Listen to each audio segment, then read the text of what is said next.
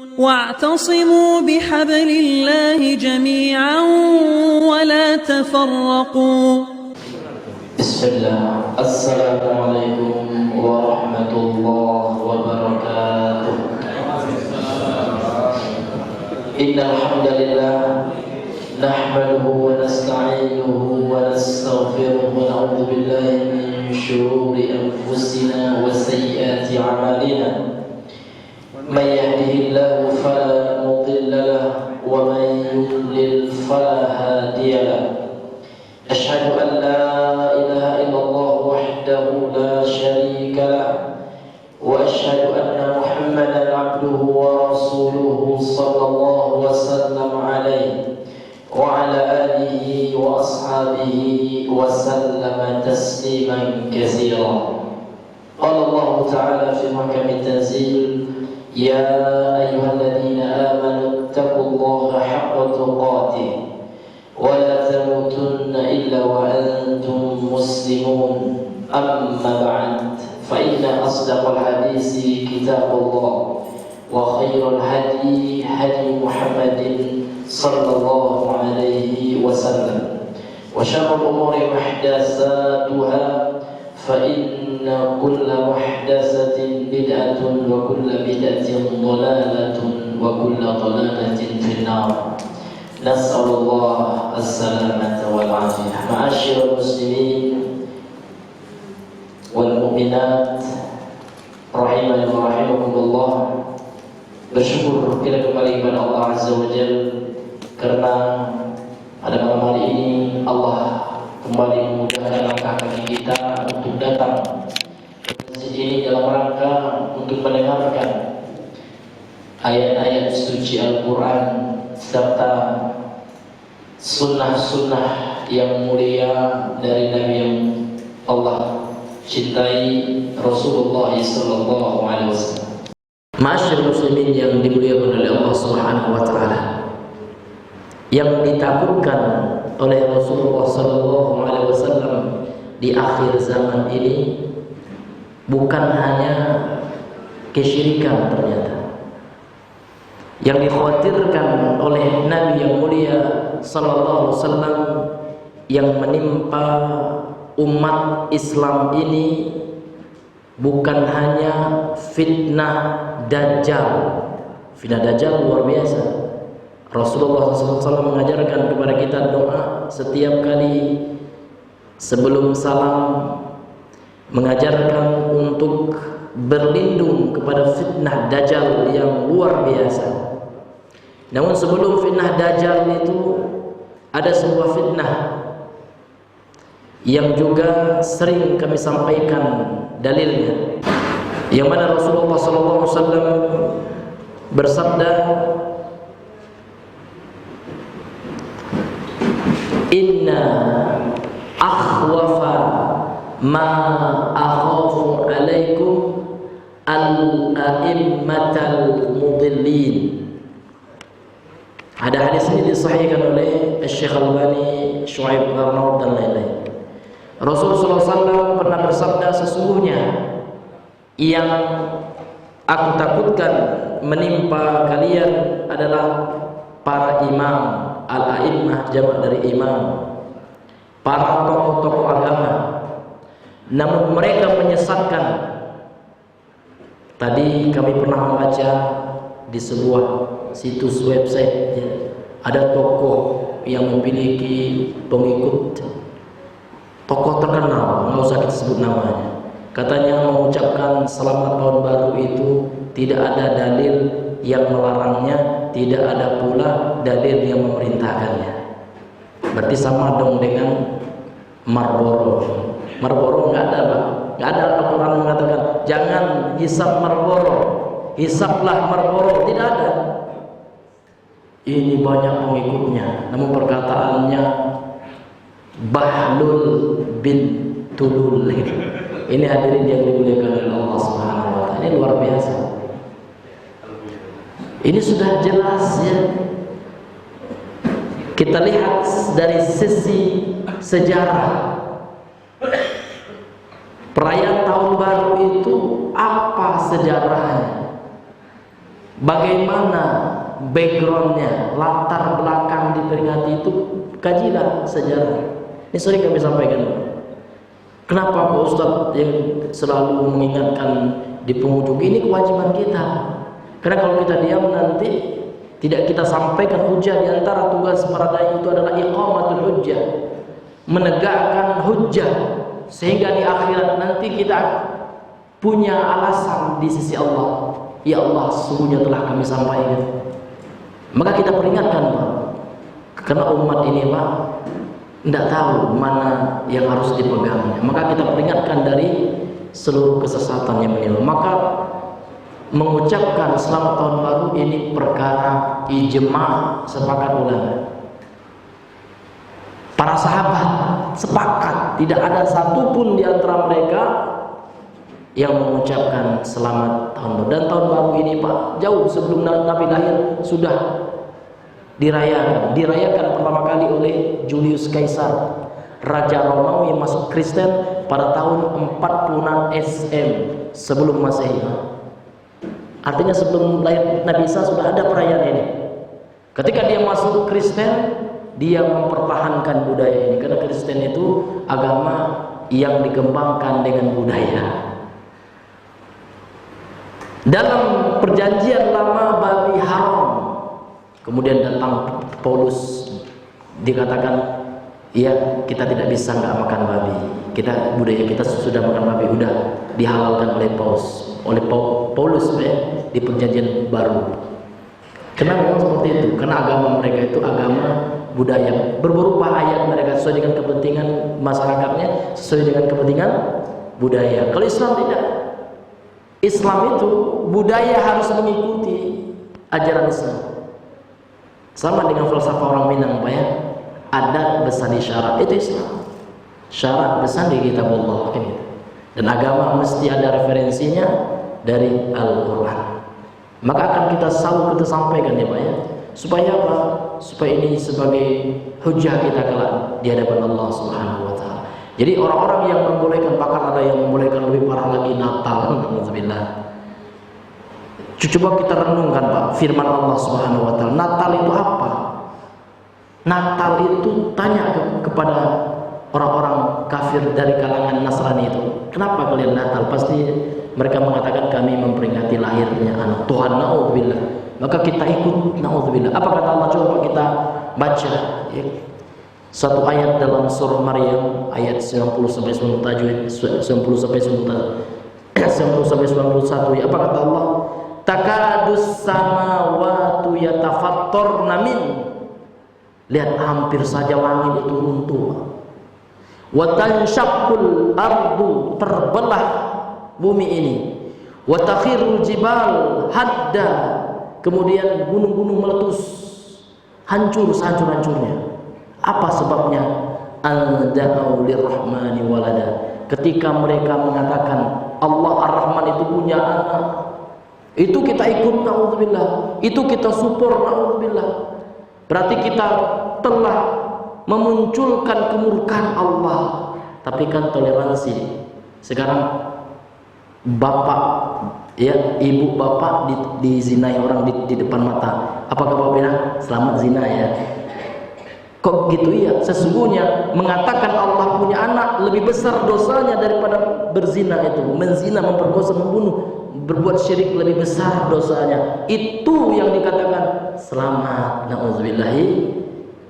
Dibilang selamat pula orang mengatakan Allah punya anak. Nauzubillahi min dzalik. Hampir runtuh langit ini kata Allah. Hampir terbelah bumi ini. Hampir meletus gunung-gunung ini.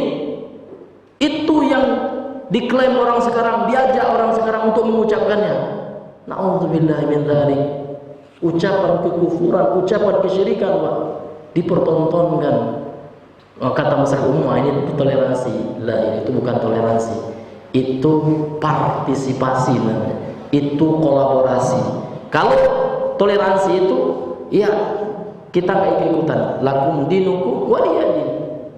Kalian amalkan itu, namun jangan ajak kami mengucapkan ucapan itu. Na'udzubillahi min dzalik. Ini luar biasa. Jadi kenapa sampai ya, sering kami sampaikan ya cerita kisah sejarah Buya Hamka itu sampai melepaskan jabatan Menteri Agama, ya, diminta fatwa untuk membolehkan mengucapkan Selamat Natal, boleh mengatakan lebih baik saya tidak, ya, saya tidak menjabat sebagai Menteri Agama. Itu karena memang rasa takut kepada Allah, bukan liberal. Sekarang kan liberal yang banyak. Semua agama itu kan sama aja, katanya. Na'udzubillahi, sehingga mereka gampang aja ngucapin itu. Mungkin suruh, ya, nyembah salib juga itu, ya. Karena semua agama kata mereka sama. Itulah sekarang yang ditokohkan, itulah sekarang yang dianggap, ya, yang diikuti. Na'udzubillah. Itulah yang dikatakan oleh Nabi al-a'immatul mudillin. Mereka tokoh, imam juga diikuti, punya makmum, punya pengikut, namun mereka menyesatkan umat Islam. Hati-hati kaum muslimin yang dimuliakan oleh Allah Subhanahu wa taala. Jadi banyak umat Islam yang merayakan tahun baru, itu musibah besar. Namun yang paling musibah adalah ya ada tokoh agama yang membolehkan, sehingga tersyubhatlah orang-orang awam. Na'udzubillahi min dzalik. Mudah-mudahan kita dijauhkan oleh Allah Subhanahu wa taala dari fitnah syubhat yang sangat luar biasa. Ini akidah, ini bukan masalah fikih ini. Ini bukan masalah apakah dijahar basmalah atau tidak, enggak. Ya kan, ini bukan masalah i'tidal itu sedekap atau irsal atau enggak. Ini masalah Islam dan iman ini. Antara tauhid dan syirik ini. Na'udzubillahi min dzalik. Maka kita mesti hati-hati, Pak, ya. Tolong mari kita jaga anak keturunan kita, jangan sampai menjadi korban, ya, mengikuti tradisi agama orang-orang musyrik. Na'udzubillahi min dzalik. Ma'asyiral muslimin, ikhwani fid din, Bapak Ibu yang dimuliakan oleh Allah Azza wa Jalla. Kembali kita melanjutkan pembacaan tafsir kitab ringkasan tafsir Imam Ibnu Katsir yang diringkas oleh Syekh Ahmad Syakir rahimahullah taala. Qala al-musannif rahimahullah, berkata penulis yang semoga dirahmati oleh Allah. Pada malam hari ini kita lanjutkan, kita masuk kepada surah Al-Baqarah ayat 97 sampai 98.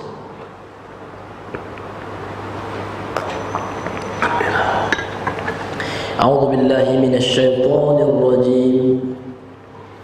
Qul man kana 'aduwwan li Jibril fa innahu nazzalahu 'ala qalbika bi'iznillah فإنه نزله على قلبك بإذن الله مصدقا لما بين يديه وهدى وبشرى للمؤمنين من كان عدوا لله وملائكته ورسله وجبريل وميكال فإن الله عدو للكافرين. Berkata penulis Al-Imam Ibnu Katsir rahimahullahu taala, wa nafa'ana bihi wa bi ulumihi fid dharain.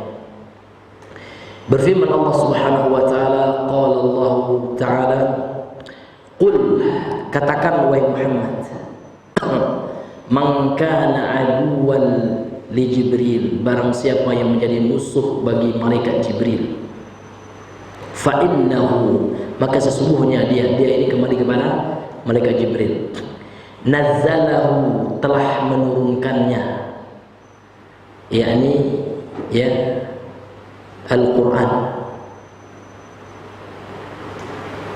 ala qalbika, atas hatimu wahai Muhammad, biiznillah, dengan izin Allah.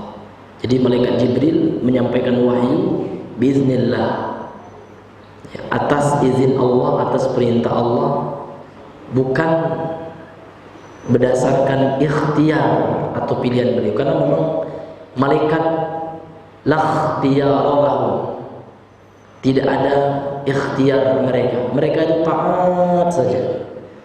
Kalau manusia, jin dan manusia itu Allah berikan ikhtiar, pilih untuk memilih yang baik dan yang buruk. Maka kalau kita melakukan maksiat jangan salahkan Allah. Kita yang milih itu. Jangan seperti orang Jabariyah, ya, yang mana mereka mengatakan tidak ada ikhtiar bagi kita, nggak ada usaha kita. Orang Jabariyah ini malas, ya, pinginnya dapat ya sesuatu tanpa usaha. Itu karakter Jabariyah. Lawannya Qadariyah mengatakan Allah tidak punya ikhtiar. Ikhtiar itu semuanya milik kita, sehingga mereka lebih kepada kesombongan. Ya, mereka menganggap apa yang mereka lakukan murni hanya mereka yang melakukannya, tidak ada kaitannya dengan Allah, sehingga mereka menolak takdir. Tidak ada takdir itu. Kita yang menetapkan. Bahkan yang lebih parahnya orang Qadariyah ini, Allah nggak tahu sebelum kita melakukan. Na'udzubillahi min dzalik. Ada Ahlussunnah wal Jamaah pertengahan, ya.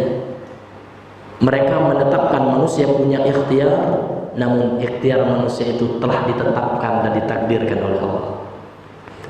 Ma'asyiral muslimin, ikhwani fid din rahimakumullah. Jadi Allah melanjutkan musaddiqan lima baina yadayhi, yang mana Al-Qur'an yang diturunkan kepada Rasulullah itu musaddiqan lima baina yadayhi, membenarkan apa yang ada di hadapannya, yakni kitab-kitab yang sebelumnya.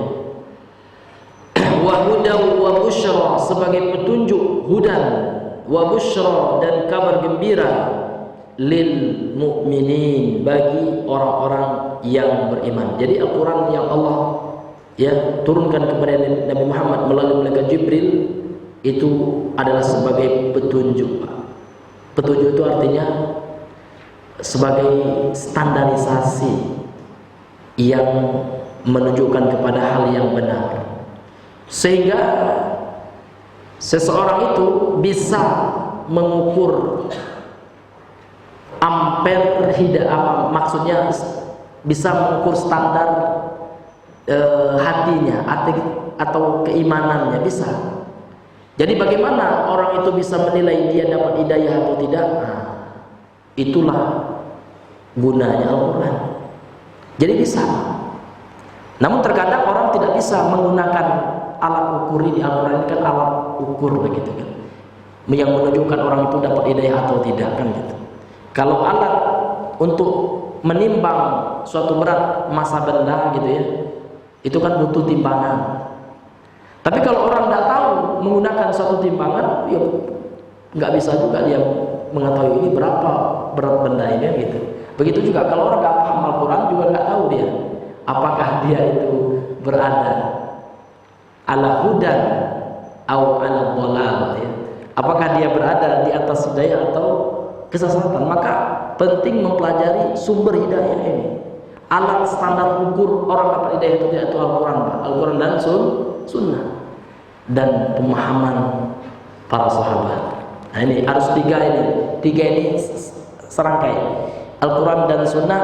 Kemudian kalau kita umpamakan ya dengan benda ya, jadi Al-Quran dan Sunnah ini kan diumpamakan suatu alat, suatu alat canggih yang mampu mendeteksi apakah orang itu selamat atau sesat kan gitu. Namun alat yang canggih itu Pak butuh SDM yang kuat, sumber daya manusia yang mengerti cara menggunakan alat itu. Nah, itulah yang paling mengerti cara menggunakan alat itu adalah tentu ya para sahabat. Kenapa?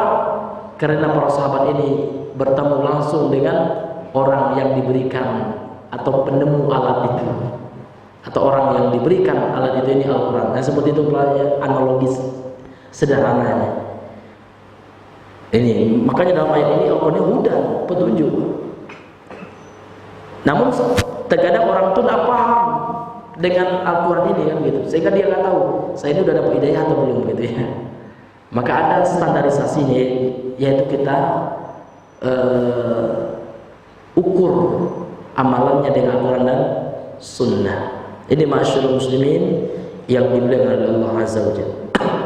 Kemudian Allah berfirman ayat yang berikutnya, man kana aduwwan lillah, barang siapa yang menjadi musuh bagi Allah, wa malaikatihi, dan para malaikatnya, wa rusuli, dan para rasulnya, wa jibril, dan malaikat Jibril, ini wa Mikal atau Mikail sama, dan malaikat Mikal, fa innallaha, maka sesungguhnya Allah itu aduwwun lil kafirin, musuh bagi orang kafir. Jadi Allah mengatakan orang yang menjadi musuh Allah itu orang kafir. Orang yang menjadi musuh malaikat orang kafir. Orang yang musuh para rasul orang kafir. Kalau mereka musuhnya malaikat berarti musuhnya Allah juga. Ma'asyiral muslimin, ikhwani fiddin, rahimani wa rahimakumullah.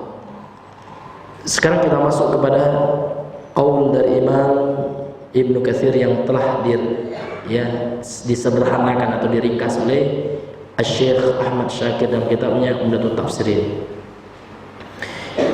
Qala, beliau berkata, qala al-Imam Abu Ja'far Muhammad bin Jarir At-Tabari, berkata al-Imam Abu Ja'far, ini kunyah dari Imam At-Tabari. Nama beliau adalah Muhammad, nama ayahnya Jarir. Sering juga beliau itu dipanggil dengan Imam Ibnu Jarir, berarti Imam At-Tabari. Ya. Rahimahullah. Ya. Yang semoga Allah merahmatinya. Beliau berkata, ajma'a, telah ijma', telah sepakat. Siapa?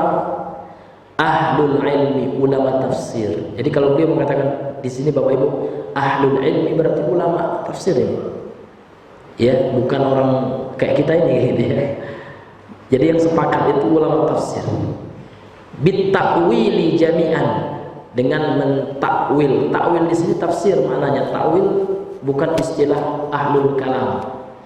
Kalau ahlul kalam atau mutakannim memaknai takwil itu adalah memalingkan lafaz, gitu ya. Sarful lafzi an ma'anihi, dari makna-maknanya, ya, al-lughawiyah, dari makna secara bahasa dipalingkan kepada makna lain, ya, sehingga dia lepas, ya, dari makna yang ditujukan oleh ayat atau hadis, ya, terutama yang berkaitan dengan ayat-ayat sifat atau ayat-ayat atau hadis-hadis sifat, ya, yang menjelaskan tentang sifat fi'liyah atau sifat yang menggambarkan perbuatan Allah, seperti Allah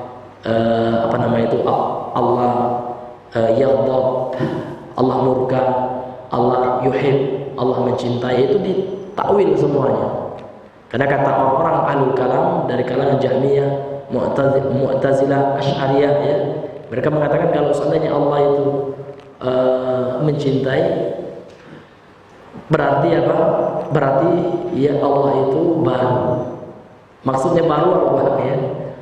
Karena menurut mereka itu kan Allah itu qadim. Qadim maksudnya itu enggak usah kita bahas, ini ilmu kalam terus, ya.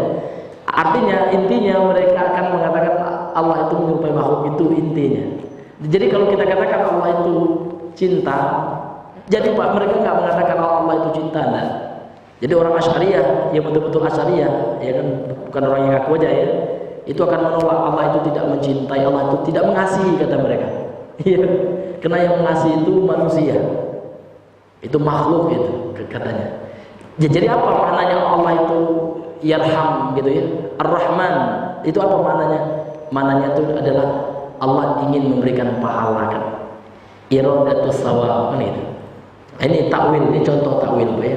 Dan ini telah diluruskan oleh ulama salaf, ya, dari mulai Imam Ahmad, ya, dan para ulama ahlul hadis yang telah meluruskan, ya, penyelewengan daripada ahlul kalam. Ini Bapak Ibu yang dimuliakan oleh Allah Subhanahu wa ta'ala. Ma'asyiral muslimin, ikhwani fiddin, rahimani wa rahimakumullah.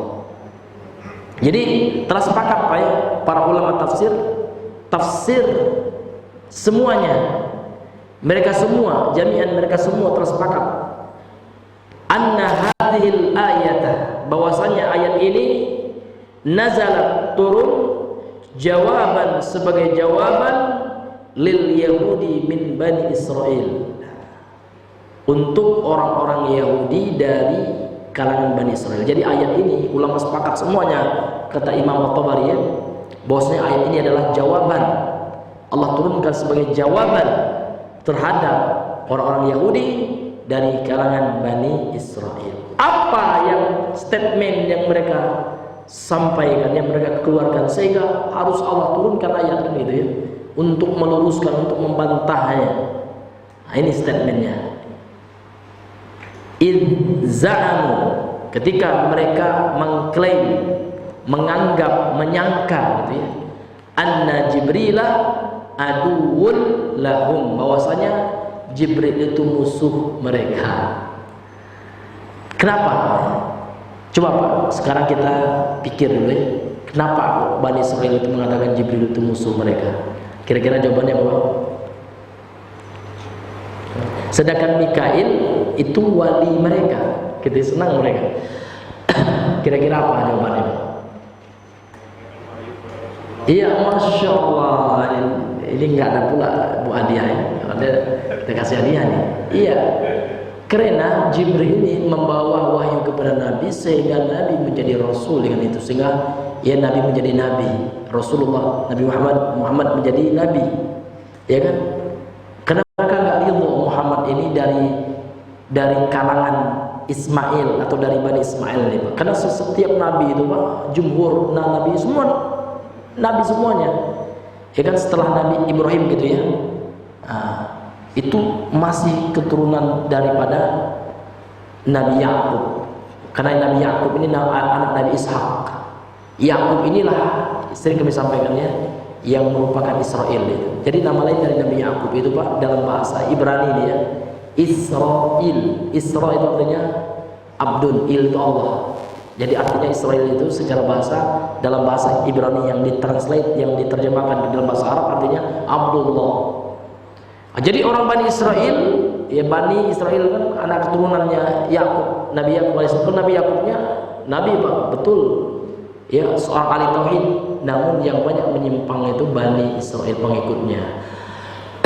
Mereka sangat kecewa, sangat marah, sangat dengki, tidak menerima. Kok ada Nabi ya bukan dari Bani Israel katanya. Ini dari jalurnya Ismail. Ini cuma satu aja Pak, satu-satunya Nabi yang keluar rel gitu ya, keluar dari Bani Israel itu Nabi Muhammad SAW, karena beliau berasal dari Nabi Ismail alaihissalam. Ini masyarakat muslimin yang dimuliakan Allah. Padahal masih satu bapak lah, nggak beriman juga ya. Nah itu ya, itu saking apanya Pak, saking fanatisnya terhadap ras mereka, ini rasis ya kan. Jadi orang Israel itu Pak, sekarang Bani Israel, orang Yahudinya ya, yang Yahudinya Pak ya, Yahudinya yang sekarang itu adalah orang yang paling terrasis di dunia. Alhamdulillah ya. Maka kalau ada pertanyaan Pak ya, kalau dulu kan ada namanya kuis milioner buat aja ya, Who wants to be a millionaire kan ada ya, kuis yang ada pertanyaannya. Kalau bisa buat pertanyaan, siapakah manusia yang terrasis di dunia itu? Yahudi ya, Bani Israel ya, Yahudi dari kalangan Bani Israel. Na'udzubillahi min dzalik. Ya, Al-Quran menyuruh kita ya untuk mentadaburi, untuk mengenang kisah mereka, supaya kita tidak terjerumus ke dalam tingkah-tingkah perbuatan mereka di muka bumi ini. Maka banyak Al-Quran yang menceritakan tentang mereka. Untuk apa itu Pak? Apa fungsinya, apa hikmah Allah Subhanahu wa taala menceritakan tentang Bani Israil, supaya kita jangan mencontoh mereka, supaya kita jadikan ibrah ya, supaya kita jadikan kisah mereka itu sebagai pelajaran dalam kehidupan kita. Maka penting juga kisah ini, karena dalam Al-Quran itu ya, Allah Subhanahu wa taala terkadang memerintahkan kita untuk apa? Untuk menyampaikan kisah. Faksus apa? Nah, kita buka ya, faksusil ya.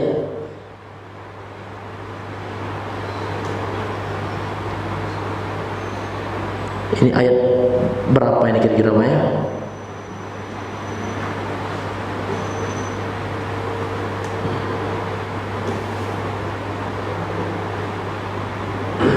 Nah, ini surah Al-A'raf ya.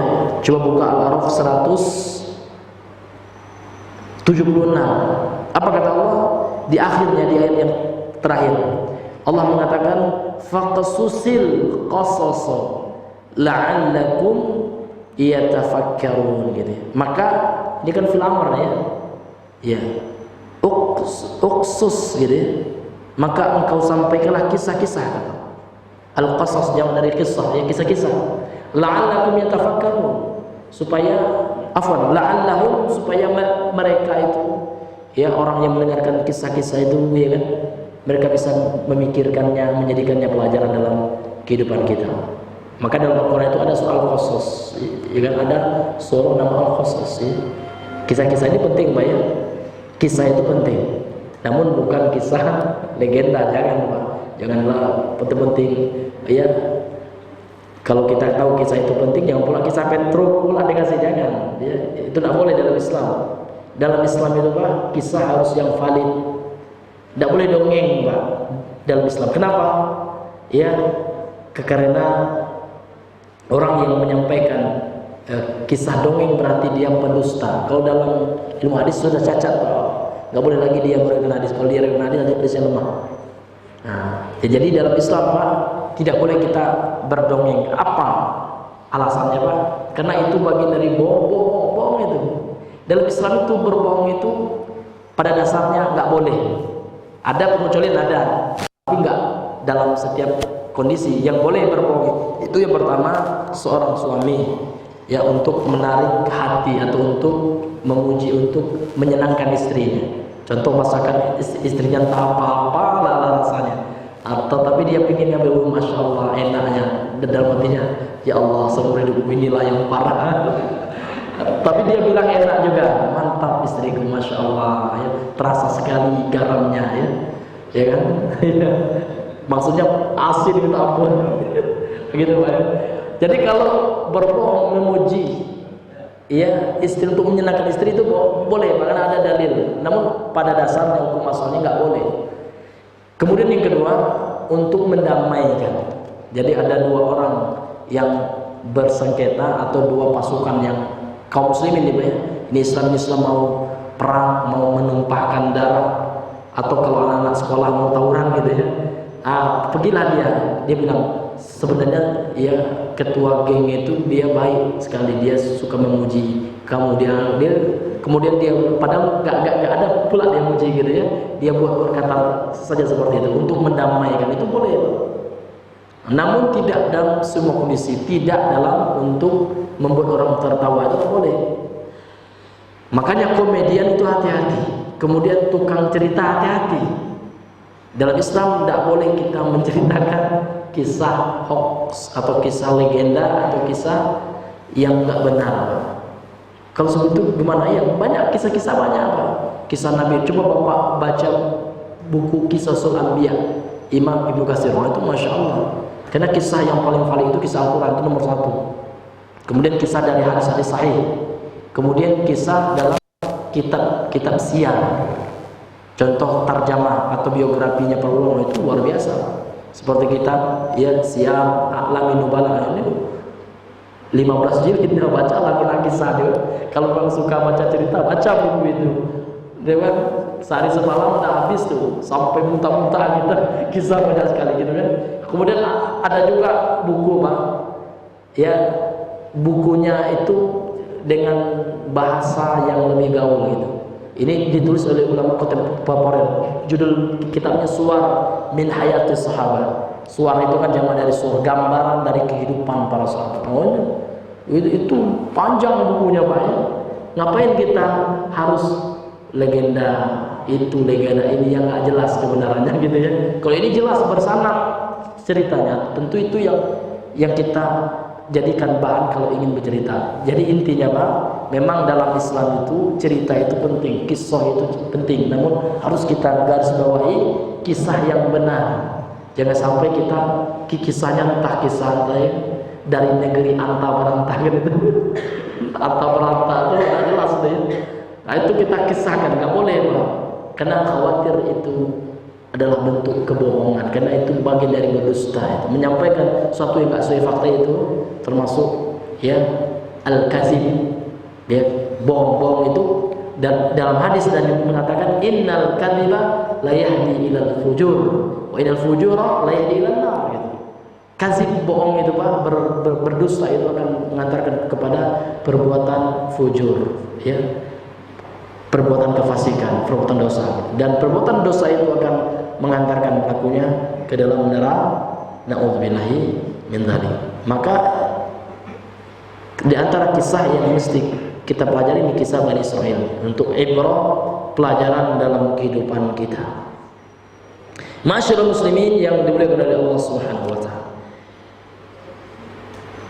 Jadi orang-orang, kita kembali kepada pembahasan beliau. Jadi orang-orang Bani Israil, orang Yahudi dari Bani Israil, mereka menganggap Jibril itu adalah aduwwun lahum, musuh mereka.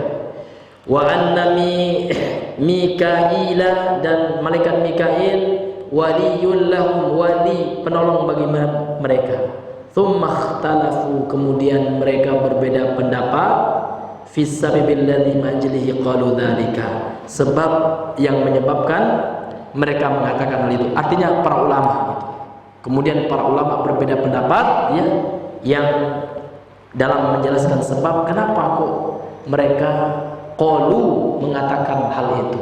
Kenapa mereka mengatakan apa? Bahwasanya Jibril itu musuh mereka, sementara Mikal atau Mikail adalah wali atau penolong mereka. Kenapa sampai berbeda, kan gitu. Ini yang akan dibahas sedikit atau yang disinggung sedikit oleh beliau ya.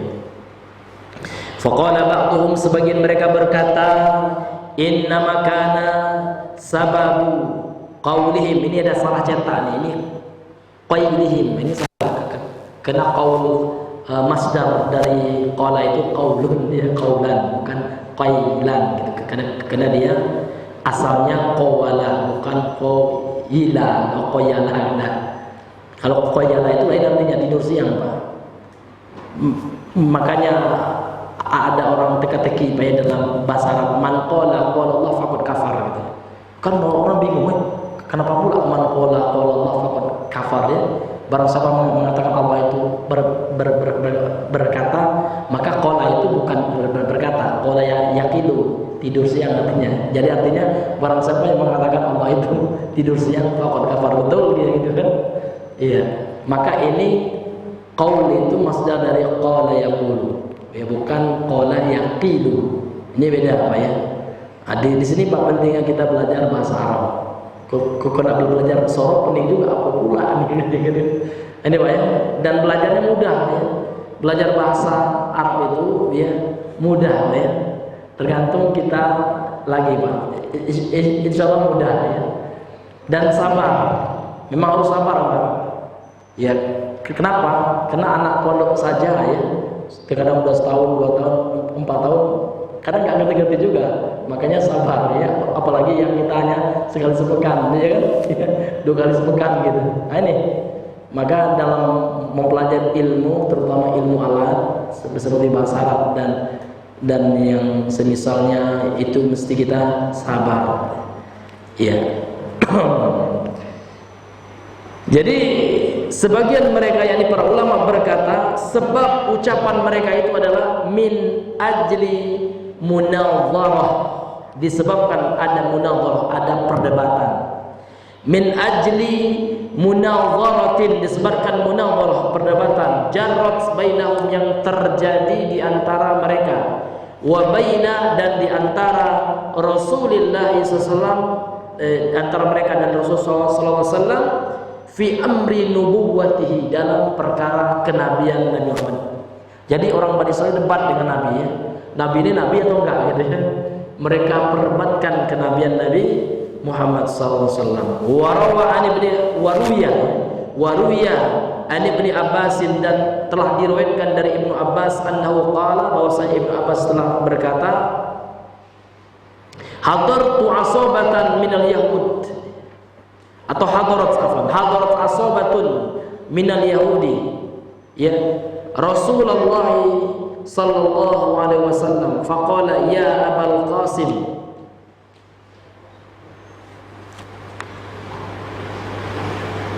hadithna an khilalin nas'aluka anhunna la ya'lamuhunna illa nabiyyun. Faqala Rasulullah sallallahu alaihi wasallam salu amma syi'tum walakin ij'alu li dhimmatallahi wa ma akhadha Ya'qub ala banihi la in ya ana haddastukum syai'an fa'araftumuhu litutabi'unni ala al-islam faqalu dhalika laka. Faqala Rasulullah sallallahu alaihi wasallam saluni amma syi'tum qalu akhbirna an arba'i khilalin nas'aluka anhunna, ya, akhbirna ayyut ta'ami, ya, hurrima Israilu ala nafsi min qibali an min qibali aw min qablu, ya, an tunazzala at-Taurah wa akhbirna kaifa ma'ul mar'ati wa ma'ur rajul wa kaifa yakunu adz-dzakaru minhu. Na'udzubillah, ini agak ini, ya, pertanyaan orang-orang Yahudi ini. Wa kaifa yakunu adz-dzakaru minhu wal untha wa akhbirna bi hadzal nabiyil ummi fin naum wa man waliyahu minal malaika wa man waliyuhu minal malaikati. Faqala an-nabiy sallallahu alaihi wasallam alaikum ahdullahi la in ana anba'tukum litutabi'unni fa'atuhu ma sya'a min ahdin wa mitsaqin. Jadi, ya, sekelompok orang Yahudi, asabatun minal Yahudi hadarat, ya, mereka hadir berdebat, berdiskusi dengan Nabi sallallahu alaihi wasallam. Lantas mereka berkata, ya Abul Qasim, wahai Abul Qasim, ya, hadisna an khilal nas'aluka anhunna la ya'lamuhunna illa nabiyyun. Ceritakan, sampaikan kepada kami tentang khilal, tentang sesuatu gitu, ya, yang akan mereka tanyakan. Jadi ceritakan, sampaikan kepada kami wahai Muhammad tentang sesuatu pertanyaan ini. Anak khilal ini ada beberapa urutan pertanyaan, nas'aluka anhunna, yang kami akan bertanya kepada engkau tentang hal itu, tentang beberapa pertanyaan. La ya'lamuhunna, tidak ada yang mengetahui perkara itu, illa nabiyyun, kecuali seorang nabi. Faqala Rasulullah, lantas Rasulullah bersabda sallallahu alaihi wasallam, salu amma syi'tum. Oke, kalau seperti itu, tanyalah apa yang kalian ingin tanyakan. Walakin ij'alu li dhimmatallah, akan tetapi jadikan untukku, maksudnya, ya, harus ada perjanjian antara aku dan kalian.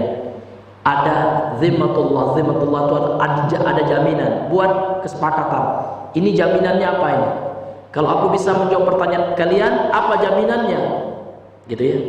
Maka jaminannya Nabi minta mereka masuk Islam. Wa ma akhadha Yaqub, ini seperti Nabi Yaqub juga telah mengambil jaminan, ya, perjanjian atas anak-anaknya. La in ana hadastukum syai'an, kalau seandainya aku sampaikan kepada kalian sesuatu, fa'araftumuhu, dan kalian mengetahuinya, tahu kalian, ya, ya, apa yang pertanyaan kalian itu saya jawab, ya, kemudian kalian puas, kalian mendapatkan ilmu, kalian menerimanya, kebenaran yang aku sampaikan, litutabi'unni 'alal Islam, supaya kalian mengikuti untuk masuk dalam agama Islam. Jadi begitu, ya. Ini sistem munadharah yang tepat, Pak, ya. Jadi kalau kita ingin debat itu, kalau seandainya saya mampu menjelaskan ujian, ya, syaratnya Bapak masuk Islam. Ini, Pak, ya, memang buat perjanjian seperti itu, ya.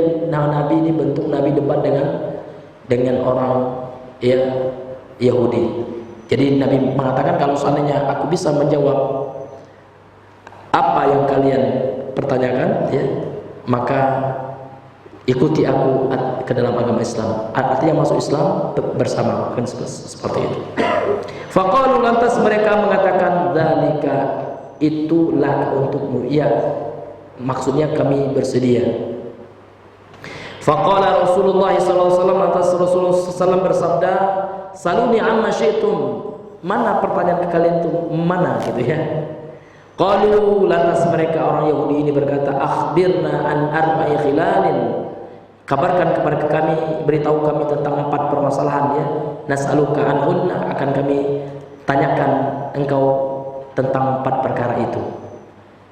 Yang pertama, akhbirna ayat ta'ami hurrima Isra'ilu ala nafsihi. Afwan, harrama Isra'ilu ya.